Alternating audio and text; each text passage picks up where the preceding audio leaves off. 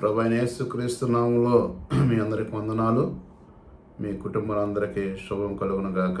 ఈరోజు పరిశుద్ధ బైబిల్ గ్రంథం నుండి లోకాసు వార్త 8వ అధ్యాయంలో అక్కడ ప్రభువైన యేసుక్రీస్తు వారు ఒక ఉపమానం చెప్తూ ఉంటారు. అక్కడ యేసుప్రభు వారు ఆయన కూర్చున్నప్పుడు ఆయన జన సమూహం అంతా కూడా ఆయన దగ్గరికి వచ్చి కూర్చున్నప్పుడు వారికి అర్థమయ్యే రీతిలో ఒక వాక్యం గురించి ఉపమానం చెప్తారు. అక్కడ 4 భావాలు చెప్తూ ఉంటాడు. వాటిని చదువుకొని ధ్యానం చేసుకుందాం క్లుప్తంగా. ఇత్తువాడు తన ఇత్తనమును ఇత్తుటకు బయలుదేరిను. అతడు ఇత్తుచుండగా కొన్ని ఇత్తనములు త్రోవ పక్కన పడిను. కొన్ని ఏమైనా త్రోవ పక్కన పడిను. అవి పడి ఆకాశ పక్షులు వాటిని మింగివేసిను. అంటే ఎప్పుడైతే ఆ త్రోవ పక్కన పడ్డాయో ఆకాశ పక్షులు వచ్చి ఎత్తుకొని, ఆకాశ పక్షులు అంటే దుష్టుడు ఏం చేశాడంటే ఆ వాక్యాన్ని మన హృదయంలో రానియకుండా వాడు ఎత్తుకుపోయాడు. రెండోది చూస్తే మరికొన్ని రాతి నేలన పడినో చెమ్మలేనందున ఎండిపోయినో. కొన్ని ఏమైనా రాతి నేల పడ్డాయి అంటే దానిలో ఏం లేదు, మట్టి లేదు, మన్ను లేదు, నీరు లేకపోవటం వలన ఏమైందంటే ఎండిపోయినాయి. దేవుని యొక్క వాక్యం మన హృదయంలో తీసుకున్నప్పుడు, మన హృదయంలో పాపంతో నిండినప్పుడు అది కఠినమైన హృదయంగా ఉంటుంది. ఫరో హృదయం కూడా కఠినపరిచినని ఉంటుంది. అంటే ఎన్నిసార్లు ఎన్ని మోషే ద్వారా ఎన్ని గొప్ప కార్యములు చేసినా ఎప్పుడప్పటికి ఒప్పుకుంటాడు, తన హృదయాన్ని కఠినపరుచుకుంటాడు. మనం కూడా దేవుని వాక్యం మనలోకి రావాలంటే మన హృదయాన్ని కఠినపరుచుకుంటే అది ఎంత మాత్రం కూడా వాక్యం మనలో నిలవదు. మూడవదిగా చూస్తే మరికొన్ని ముళ్ళ పొదల నడుమ పడినో ముళ్ళ పొదలు వాడితో మొలిచి వాడిని అణిచివేసిను. మూడవ భాగం ఏంటంటే ఇత్తనాలు చల్లినప్పుడు అక్కడ ముళ్ళ కంప ఉంది. ఆ ముళ్ళ కంపలో ఈ ఇత్తనాలు కూడా పడిపోయి ఈ 2 కూడా ఏమైనా మలుస్తూ వచ్చినాయి.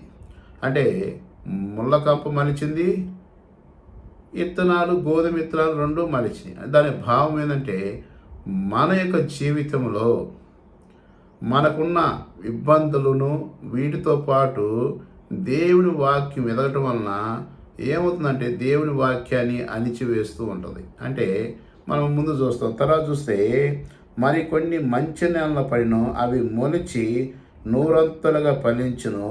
ఈ మాటలు పలుకుచు వినుటకు చెవులు గలడు వినుడుగా కానీ బిగ్గరగా చెప్పాను. అంటే మంచి నేల పడ్డాయంటే 100 అంటే 100కి ఫలిస్తారు. అయితే ఇక్కడ అంటాడు చెవులు గల్లవాడు వినుడుగా కానీ బిగ్గరగా చెప్పాడు. అంటే చెవులు లేనిది ఎవరికి? అందరూ చెవులు ఉన్నాయి కదా. అంటే యేసుప్రభు వారు ప్రకటన గ్రంథంలో కూడా చాలాసార్లు ఈ మాటని సంబోధిస్తూ ఉంటాడు. చెవులు గల్లవారు ఇనుగాక, చెవులు గల అంటే వినే చెవులు లేవు, గ్రహించే చెవులు లేవు, ఆలకించే చెవులు లేవు. ఈ చెవులో విని ఆ చెవులో గుండా వదిలేయటం వలన దేవుని వాక్యానికి ప్రాధాన్యత మనం ఇవ్వలేకపోతున్నాం. దేవుని వాక్యాన్ని సారంగా మనం జీవించలేకపోతున్నాం. అందుకనే ఒక ఉపమానం భావం మాట్లాడుకుందాం. ఒక జింకకి ఒక పిల్ల ఉంది. దాన్ని ఒక గృహలో పెట్టుకొని పెంచుకుంటూ ఉంది. అది ఉదయాన్నే వెళ్ళి నువ్వు జాగ్రత్తగా ఉండు, ఇక్కడే ఉండు, ఏదైనా గుంట నక్కలు, పులులు, సింహాలు వస్తే నేను తినేస్తాయి, నువ్వు లోపల జాగ్రత్తగా రోజు జాగ్రత్త చెప్పి వెళ్తూ ఉంది. అయితే ఒకరోజు ఏం చేసిందంటే తొంగి చూసింది, కొంచెం వెలుతురు కనపడింది. మళ్ళీ 2వ రోజు కొంచెం ముందుకు వచ్చి చూసింది, మళ్ళీ వెలుతురు కనపడింది. తర్వాత బయటికి లోపలికి తిరుగుతూ మొదలుపెట్టింది. ఇది చూసింది. ఒక పులి చూసి ఒకరోజు ఏం చేసింది, అఘాంతంగా దాన్ని తినేస్తానికి దాన్ని పట్టుకొని దాన్ని అక్కడ పెట్టి దాని పిల్లలు తీసుకురావడానికి నక్క పక్కన ఉంది. నక్కకి ఏం చెప్పిందంటే నువ్వు ఇక్కడుండి దీన్ని కాపలా కాయి, నేను వెళ్ళి నా పిల్లలు తీసుకొని వస్తానని ఆ పులి చెప్పి వెళ్ళిపోతుంది. ఇక పులి రాగానే దానికి చెవులు లేవు. ఈ పులి వెళ్ళేలోపు ఏం చేసిందంటే నక్క ఆ చెవులు కట్ చేసుకొని తినేసి ఏం తెలియనట్టుగా మూతి తుడుచుకొని చక్కగా కూర్చుంది. ఈ పులి వచ్చి ఇక్కడ దీని చెవులు లేవు అంటే ఏమో నాకు తెలియదు, దాని చెవులు లేవేమో అంటుంది. చెవులు లేకున్నటువంటి కదా. అప్పుడు ఆ జింక తల్లి వస్తూ ఉండేది. ఆ దూరాన్ని చూసి వీళ్ళిద్దరు కూర్చుంటూ చూసి, నక్క పులి కూర్చుంటూ చూసి ఏదో జరిగిందనని ఆ దగ్గరకు వచ్చుతూ ఉండేది. అప్పుడు అంటది, అదో దాని తల్లి వస్తుందని అడుగుదామని పులి అన్నది. రాగానే అడుగుతుంది, దీనికి చెవులు ఉన్నాయా అని. అంటది, చెవులు లేవు అంటది. అదేంది అంటే ఆ చెవులు కానీ ఉంటే నేను చెప్పిన మాటలు విని ఆ పిల్ల లోపల ఉండి భద్రంగా ఉండేది కనుక దీనికి చెవులు లేవు అంటే వినే చెవులు లేవు, గ్రహించే చెవులు లేవు. ఆ జింక పిల్ల ఎలా నష్టపోతుందో తల్లి మాట వెనక మనం కూడా తల్లిదండ్రుల మాటను, దేవుని మాటను త్రోసివేయటం వలన ఈ దినాన యవనస్తులు కానీ కుటుంబాలు కానీ ఎన్నో రకాలుగా చెడిపోవటానికి దారి తీస్తున్నాయి. అంటే మనం ఏం చేయాలంటే దేవుడు ఏదైతే చెప్పాడో అది వినాలి. తల్లిదండ్రులు కూడా మన మేలు కొరకే కానీ కీడుకి ఎప్పుడు కూడా చెప్పరు. అది మత్తయి చక్కని మాట అంటాడు. యేసుప్రభువు చెప్తాడు, మీరు చెడ్డవారై ఉండి మీ పిల్లలకి మంచి శ్రేష్టమైన వాటిని తెచ్చేయాలని ఆలోచిస్తున్నారు కదా, మీ అందరూ సృష్టికర్తల నేను ఇంకెంతగా ఇస్తాను. అంటే మన తల్లిదండ్రుల కన్నా, మన బంధుమిత్రుల కన్నా, కావాల్సిన వారికన్నా కూడా దేవుడు ఎక్కువగా ఇస్తానికి ఇష్టపడుతున్నాడు. వాడిని పొందాలంటే ఏం చేయాలి? ఆలకించే చెవులు ఉండాలి, వినే చెవులు ఉండాలి, గ్రహించే చెవులుండి వాటిని మన హృదయంలో భద్రపరుచుకుంటే ఎంత మేలు, ఎంత ఆయన కృపగల దేవుడు కనుక మనకి ఏ మేలు కూడా కొదువై ఉండదు. సరే, ఈ 4 భావాల కింద ఉండేది చూద్దాము. వాళ్ళు అడుగుతారయ్యా ఉపమాన భావం ఏంది అని అడుగుతున్నప్పుడు యేసుప్రభువు చెప్తారు, ఈ ఉపమాన భావం అనగా ఇత్తనము దేవుని వాక్యము. ఇప్పుడు మనం చెప్పుకున్న ఇత్తనాలు ఏంటంటే, ఒకటి త్రోవ పక్కన పడ్డాయి, రాతి నేల పడ్డాయి, ముళ్ళ పొదలో పడ్డాయి, మంచి నేల పడ్డాయి. ఇత్తనం అనగా వాక్యము.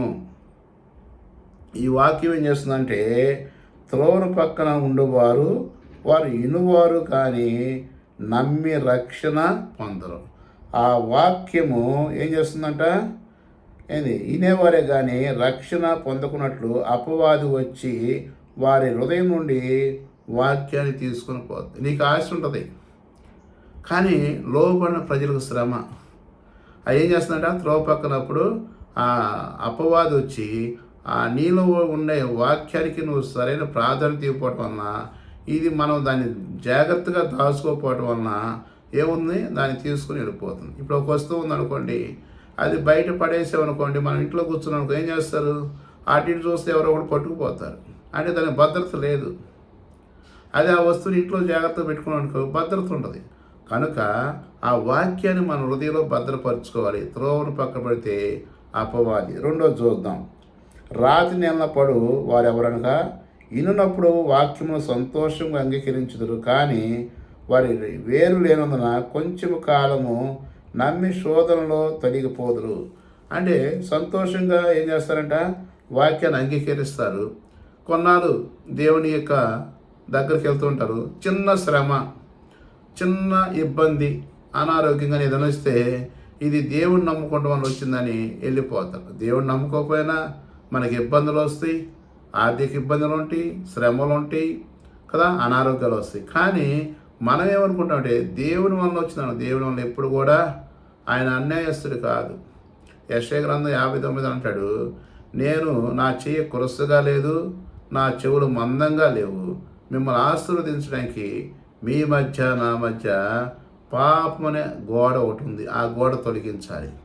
సరే, ఏం చేస్తారు, కొన్నాళ్ళు సంతోషంగా ఉంటారు, కొన్నాళ్ళు మందిరానికి వెళ్తారు, కొన్నాళ్ళు హాయిగా ఉంటారు. కానీ ఏరు లేనందున ఏమవుతుంది, ఆ వాక్యము వెళ్ళిపోతుంది. మూడవదిగా, ముళ్ళ పొదలో పడి ఇత్తనము పోలిన వారెవరనగా విని కాలం గడిచే కొలది ఈ జీవన సంబంధమైన విచారముల చేత, ధనభోగముల చేత అణిచివేయబడి పరిపక్వముగా ఫలింపనివారు. అంటే చక్కగా దేవుని పరిచర్య చేస్తారు, వీళ్ళు దేవుని మందిరంలో ఉంటారు, అన్ని రకాలుగా ఉంటారు. కానీ దినాలు గడిచే కొంది ఏమవుతుందంట, కాలం గడిచే కొలది ఈ జీవన సంబంధమైన విచారములను, తర్వాత ధనభోగముల చేత అణిచివేయబడును. అంటే ఈ లోక సంబంధమైన పెట్టుకుంటున్నాం, దేవుని సంబంధమైన పెట్టుకుంటున్నాం. లోక సంబంధమైన పెట్టుకున్నప్పుడు దేవుని వాక్యం మనలో ఫలించదు.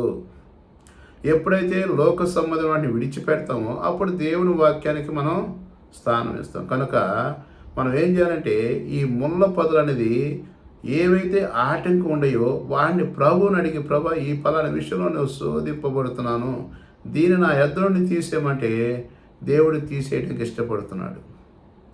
ఆయన ఎంత మాత్రం కూడా నా యొద్దకు వచ్చేవాడిని నేను ఎంత మాత్రం కూడా త్రోసివేయనంట. అయితే మనం ఏం చేస్తామంటే ఎక్కువగా ఈ మూడో భాగంలో క్రైస్తవులు అనేవాడు ఎక్కువగా ఉంటున్నారు. ఈ మూడో భాగంలో ముళ్ళ పొదలో పడి అణిచివేయబడుతున్నాం. అంటే మందిరానికి వెళ్తున్నాం, పాటలు పాడుతున్నాం, బోధిస్తూ ఉంటాం, అన్నీ చేస్తూ ఉంటాం, కానీ ఆత్మీయంగా ఎదలేకపోవడం కారణం ఏంటంటే ఈ జీవనోపాధి సమస్యలతో అవన్నీ కూడా మనకి శోధనగా అనిపించేసి ఎదగలేకపోతున్నాం. 4వదిగా చూద్దాం. మంచి నేలన పడి విత్తనములు పోయిన వారు ఎవరనగా యోగ్యమైన మంచి మనసుతో వాక్యమిని దాన్ని అవలంబించి ఓపికతో ఫలించుదు. ఏం చేయాలంట? యోగ్యమైన మంచి మనసు కలిగి ఉండాలి. మంచి మనసు కలిగి ఓపికతో దేవుని వెంబడించాలి. ఎప్పుడైతే నువ్వు ఓపిక కలిగి ఓర్పు కలిగి దేవుని సేవిస్తావో అప్పుడు నూరంతలుగా ఫలిస్తావు. యేసేపు ఫలించుడి కొమ్మగా ఉన్నాడు. ఆయన మాత్రమే కాదు, కుటుంబ సభ్యులే కాదు, కొన్ని దేశాలకి ఫలించేవాడు ఉన్నాడు. అది మంచి నేల. యేసేపు ఎలా ఉన్నాడు? మంచి నేల పడ్డాడు కనుక ఫలించుడి కొమ్మగా ఉన్నాడు. ఈరోజు నువ్వు కూడా ఫలించాలంటే, నీ కుటుంబం ఫలించాలంటే మంచి మనసుతో దేవుని వాక్యం అనుసరించు. ఈ జీవనోపాధి, ఈ జీవన సంబంధమైన వాటిని గురించి వదిలిపెట్టేసేయి. నీకు ఏది కావాలో, ఎప్పుడు ఏది ఇస్తాడో దేవుడు నీకు అనుగ్రహిస్తాడు.